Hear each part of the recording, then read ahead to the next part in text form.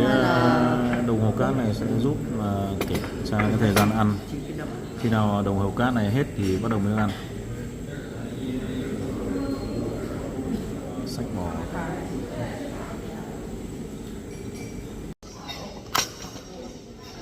Bát một con. Bên Trung Quốc này thì có cái này rất là hay. Đó là uống bia ở cốc này rất là hợp lý. Cốc này rót ra cốc này uống bia cực kỳ hợp lý luôn.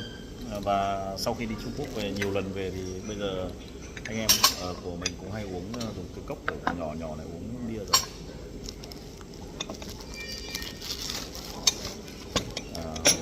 Hai cái bát, một cái chén, cốc để uống bia, bia hoa tuyết.